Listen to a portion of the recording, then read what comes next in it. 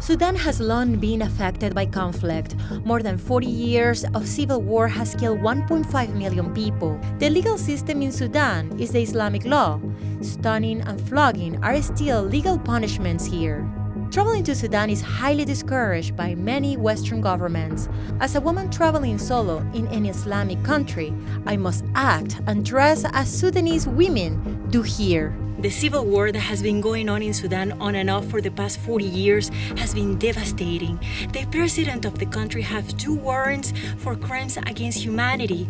This nation is among the list of the countries that have sponsored terrorism. Despite its reputation, Sudan is one of the most diverse countries in Africa and has a unique archaeological treasure that not many people know about. I started my adventure in Khartoum, the capital, heading north, crossing the desert with my guide Walid, who assures me that Sudan is not dangerous. This is a media, just a media and political. In the road, no political, no media, no nothing, just people. Love, just people say hello. After 5 hours on a cars-free road surrounded by a hostile terrain, we arrive in Jebel Barkat, a sacred mountain for Nubians and Egyptians alike. Egyptians in 1400 BC, the Thutmose III came until here and he took Kerima as a southern limit of his kingdom. Beautiful temples and palaces were built on the foot of this mountain. Now there are only the remains. From the top of this massive rock you can see the Nile and some pyramids in the horizon. An hour from here we find the famous Nuri pyramids. We're here at Nuri. This is one of the royal cemeteries of Sudan, where the pharaohs who ruled Egypt at one time, as well as Nubia, had their tombs. To get to the most legendary archaeological treasure of Sudan, we must cross the desert again, and we get caught up in the middle of a sandstorm. This highway has history. The government of Sudan invited Osama bin Laden in the 90s in here, and the road that is behind me was built by him. Good here, good for Sudan. We continue on the Bin Laden road until Meroe.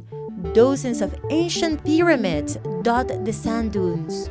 In the mid-6th century before Christ, Meroe became the central city of the Nubian dynasty, the Black Pharaohs who ruled from Aswan in the southern Egypt to present-day Khartoum.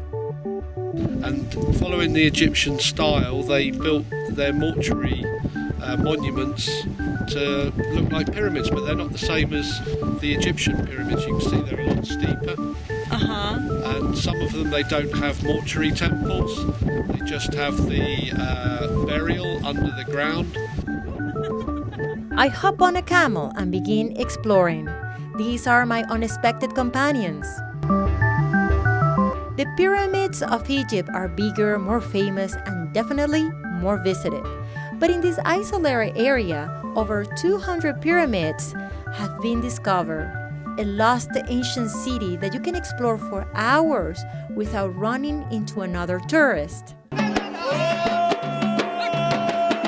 end up my adventure back in the capital of Sudan, where every Friday, in a cemetery, takes place the dance of the dervishes.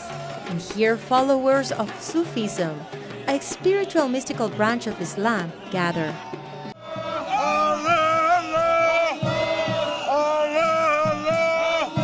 The Sudanese has given its African flavor to Sufism. More than mystical, this feels like a huge party. Between drums and colorful outfits, these believers start spinning as if they are in trance, while others chant and dance.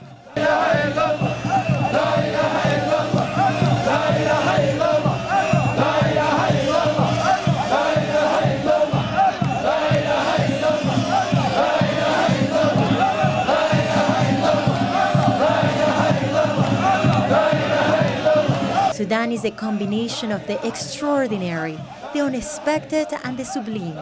A country with tremendous potential and welcoming people that contrast with its armed conflict and the violation of human rights committed by its government. Despite its reputation, I never fell in danger while traveling in Sudan. Thank you.